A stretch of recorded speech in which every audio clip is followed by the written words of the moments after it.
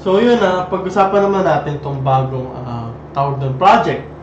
Yield farming project na kumikita naman ng 3% daily. So, dito naman sa bagong project na to, hindi naman siya katulad yung parang farmers, yung parang ang nangyayari kasi pag farmers, bumababa yung price, 'di ba? Ay bumababa yung yield mo kapag hindi ka nag-reinvest. So dito naman, BNB kasi yung ide-deposit mo, so hindi naman bumababa. So 3% a day siya.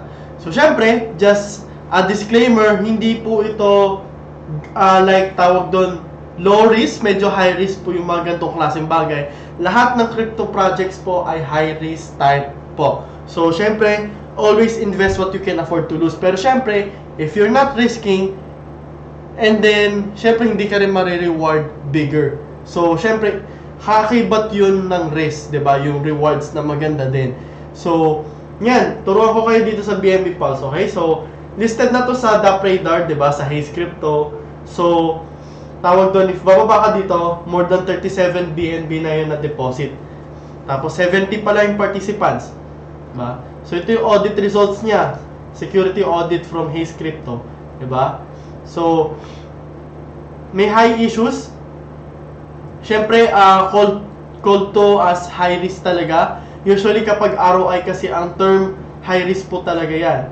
Diba? Pero, as of now, if makita ko dito, mababa, tawag doon, safe naman yung pera natin. Diba? Safe naman yung pera natin pare-parehas. So, dito, 3% every 24 hours. So, 0.1% every hour. Ganun po siya nakabase. Tapos, bukod doon, plus 0.1% for each 100 BNB. So, magsa-start lang yan kapag ito naging 100 BNB. Diba? Tapos, plus 0.1% pa for every 24 hours kapag hindi ka nag-withdraw. And, syempre, may plus 1.1% din if nag-personally deposit ka ng 10 BNB. So, syempre, choice nyo yan, di ba? Pero, high risk po siya, pero profitable. Kasi 3% a day. Guys, sa banks, ilan ang binibigay? 0.5%. 0.01 na nga ata, percent na ngayon eh. So, essentially, dito halos 30 years na yon equivalent ng banks na interest. Diba? So, verified yung contract niya. So, tinignan ko kanina rito. Meron more than $16,000. So, that's like 800,000 pesos. Diba? Verified yung contract. So, at least, hindi na niya mababago kung ano man yung ginawa niya dito sa loob na to. So, deposit na tayo. Diba? So, make a deposit tayo. So, ko-connect muna natin yung wallet natin, whether you're using a MetaMask o Binance Chain, okay yan parehas. Pero ako, mas trip ko yung Binance Chain kasi wala lang, convenient lang for me. Diba? So, yun, i-enter mo lang yung deposit amount. So, 0.18 kunwari, BNB. Kasi yan ang $100 guys eh. 0.18 BNB. So, may babayaran ka lang ng maliit na gas fee, tapos confirm mo lang yan. So, ayan o, please wait, the transaction is being processed. So, ako, naggastos, quite as well, diba? Sabi ko nga sa inyo, 5K lang ang pera na kaya ko i-afford to lose.